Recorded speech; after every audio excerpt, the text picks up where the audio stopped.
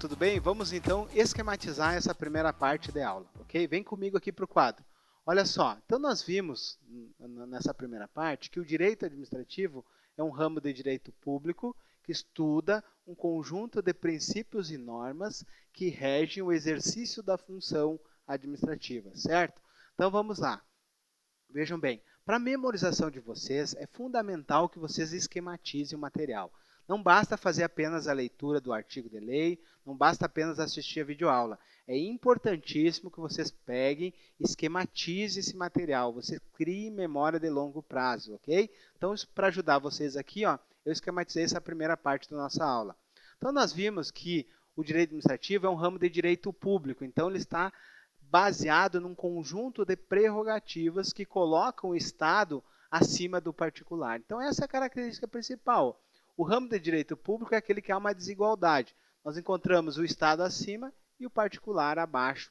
Essa desigualdade na relação jurídica, essa desigualdade, ela é baseada no interesse público.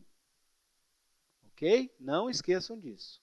E esse interesse público é aquele interesse que nós vimos, interesse público primário, ok? Olha só, esse ramo de direito público, então, ele tem uma desigualdade na relação porque ele é baseado num conjunto de prerrogativas. Esse conjunto de prerrogativas, nós chamamos isso de poderes especiais da administração pública. Logo, nós vamos estudar cada um deles aqui. Olha só, então nós vimos que esse ramo de direito público estuda um conjunto de princípios e normas. Esse conjunto de princípios e normas nós chamamos no direito administrativo de regime jurídico administrativo. O que vem a ser então o chamado regime jurídico administrativo? Um conjunto de princípios e normas que dotam a administração pública de prerrogativas, mas também de sujeições ou limitações, ok? Vamos estudar então primeiramente, os chamados poderes da administração pública, ou também chamadas prerrogativas. Olha só, a administração pública tem um conjunto de prerrogativas para exercer a função administrativa, ok? Esse conjunto de prerrogativas nós vimos dentro de princípios que se chama princípio da supremacia do interesse público. Então, esse conjunto de prerrogativas nada mais é que o princípio da supremacia do interesse público. Em contrapartida, o Estado tem deveres especiais. Dentro dos deveres especiais, nós chamamos isso de sujeições ou limitações, que se traduzem no princípio da indisponibilidade do interesse público. Ou seja, o Estado não pode abrir mão do interesse público porque esse interesse não pertence a ele e sim pertence ao povo. Então, nós sabemos pela Constituição Federal que todo o poder emana do povo, que exerce diretamente ou através dos seus representantes, ok? Então, a administração pública tem o dever de utilizar essas prerrogativas. Então, vamos lá. Dentro das prerrogativas, que se traduz no princípio da supremacia, nós encontramos uma série de exemplos. Olha só, o primeiro exemplo que nós encontramos são os chamados prazos processuais em dobro. Então, a administração pública, a partir da alteração do Código de Processo Civil, no artigo 183, passou a ter, então, prazo em dobro. Ok? Nós encontramos também a chamada imunidade tributária recíproca como uma prerrogativa. O que significa imunidade tributária recíproca?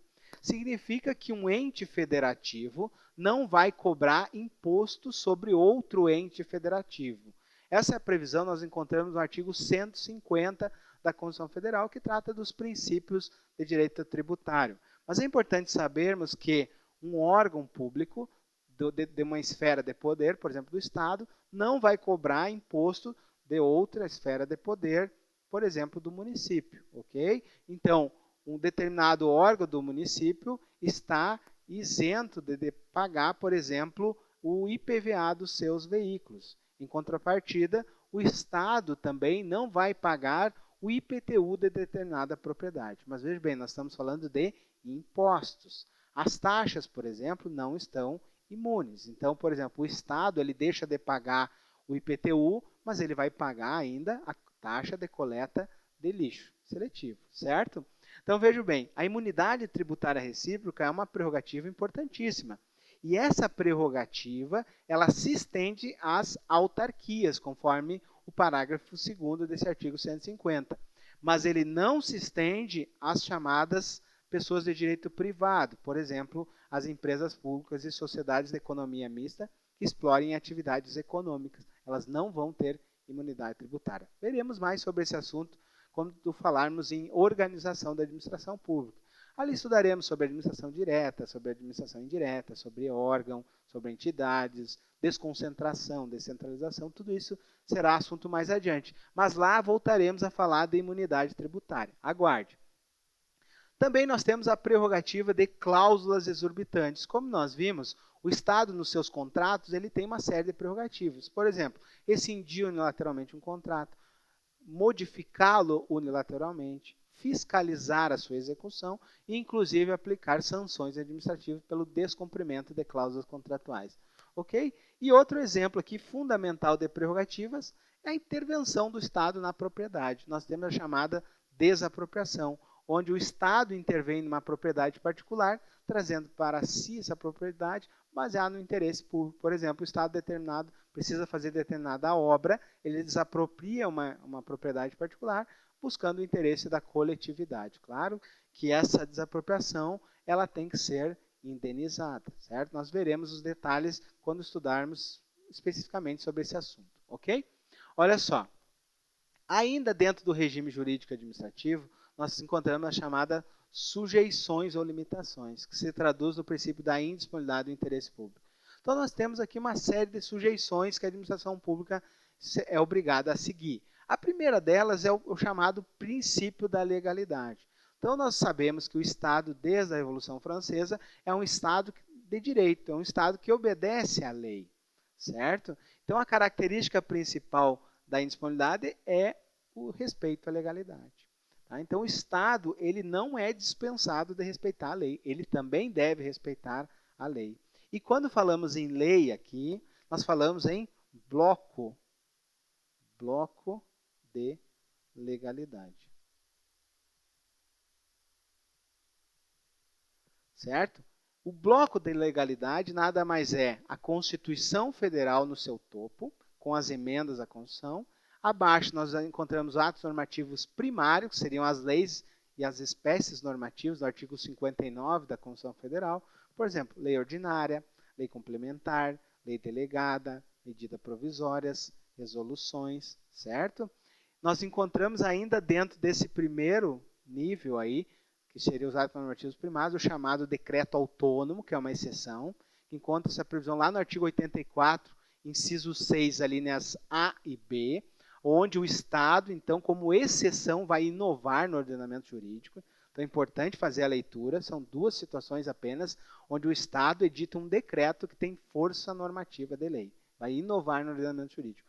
E depois ainda, dentro do princípio do bloco da legalidade, abaixo nós encontramos os atos normativos secundários, que são aqueles atos que são infralegais que irão regulamentar a lei. Por exemplo, um decreto regulamentar. A previsão está lá no artigo 84, inciso 4º da Constituição Federal, que diz que o Poder Executivo, né, através do presidente, poderá editar decretos regulamentares. Ok?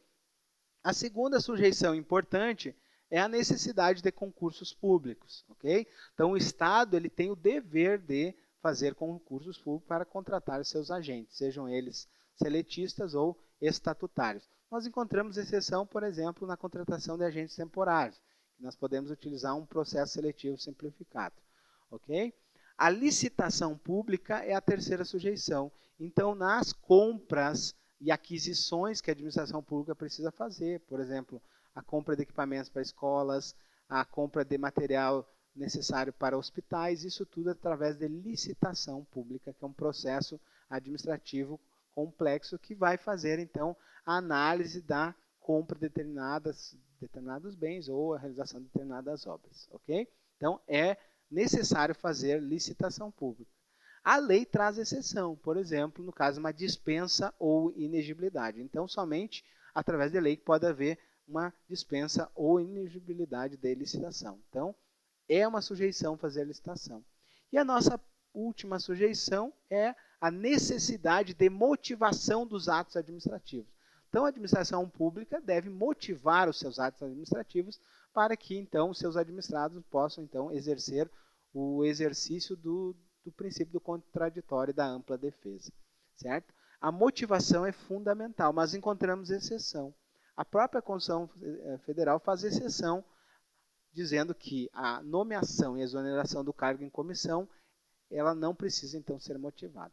Ok? Então, a nomeação e exoneração do cargo em comissão, ela é uma exceção da motivação dos atos. Mas, vejam bem, se motivar o ato, nós veremos que esse ato deve respeitar a teoria dos motivos determinantes. Então, se determinado prefeito motivou a exoneração de um cargo em comissão, ele fica vinculado à chamada teoria dos motivos determinantes. Valeu? Preste bem atenção nisso. Então, nós vimos que o direito administrativo é um ramo de direito público que estuda um conjunto de princípios e normas, chamado regime jurídico administrativo, que vão reger o exercício da função administrativa. Eu tenho que lembrar que o exercício da função administrativa independe de provocação. Então, é diferente do judiciário, que depende de provocação para exercer sua função típica. Ok? Quais são as principais funções administrativas? Vejam bem, ó. Primeira delas, a prestação de serviço público, lá no artigo 175, que diz que o Estado prestará o serviço diretamente ou através de concessão e permissão. Doutrinariamente, também acrescentamos a autorização. O poder de polícia, que nós encontramos a previsão normativa no artigo 78 do Código Tributário Nacional, que nada mais é, então, que o Estado atuando numa função administrativa, limitando atividades e direitos individuais em prol da coletividade. Vamos pegar um exemplo. Determinado mercado está vendendo produtos vencidos e estragados, que podem lesar a saúde das pessoas, então a administração pública é dotada desse poder de polícia e vai lá e intervém, então, na propriedade particular, apreendendo as mercadorias estragadas para proteger a população. Isso independe da atuação do Poder Judiciário. Okay? Então, essa é a grande característica do poder de polícia. O fomento, como nós vimos, é o incentivo. Esse incentivo pode ser fiscal, através de benefícios tributários, okay? Isenção, anistia, redução da base de cálculo, redução da alíquota. São exemplos que nós encontramos aí dentro dos incentivos fiscais. Mais importante para nós do direito administrativo são os incentivos na área social. Nós encontramos as chamadas organizações sociais e as organizações da sociedade civil de interesse público que recebem recursos públicos para a sua atuação no chamado terceiro setor. E a quarta função administrativa é a intervenção no domínio econômico. Lembre que o Estado intervir diretamente no domínio econômico é uma exceção. Somente pode intervir no domínio econômico quando for relevante para a segurança nacional ou relevante para o interesse coletivo. Isso aqui nós veremos novamente quando falarmos em organização da administração pública. Falaremos então das entidades de direito privado, por exemplo, as empresas públicas e sociedades de economia mista que atuam nesse setor econômico aqui. Ok, pessoal? Continuando, já finalizando, lembrem que o exercício dessa função, desses poderes, dessas prerrogativas, deve sempre buscar o interesse público primário. Ok? Então, nós não encontramos supremacia do interesse público no interesse público secundário. Isso é doutrinário, ok? Nós vamos encontrar prerrogativas sempre em prol da coletividade. Mas e se a administração pública buscar um interesse alheio ou particular? Nós vimos que esse ato será considerado nulo, não produzirá efeitos jurídicos, ok? E detalhe, esse desvio será o chamado desvio de finalidade, porque a finalidade deixou de ser pública e passou a ser uma finalidade particular. Então, nós temos aqui a primeira espécie, que é o desvio de finalidade. É uma das espécies do chamado abuso de poder. A segunda espécie de abuso de poder é o chamado excesso de poder, que é o agente competente que extrapola os limites do cargo. É o nosso delegado que prende e manda dar uma surra ou fazer tortura. O desvio da finalidade é quando, por exemplo, eu desaproprio determinado bem, mas que esse bem, na verdade, vai favorecer determinados agentes de maneira particular, valorizando a terra deles, por exemplo. Ok, pessoal? Então, até a próxima aula. Fiquem com Deus. Não deixem de esquematizar e de memorizar. Ok? Para finalizar, vocês façam isso aqui. Esquematizem, colorido, o máximo que vocês puderem. E depois façam muitas questões de prova. Abraço e até a próxima aula.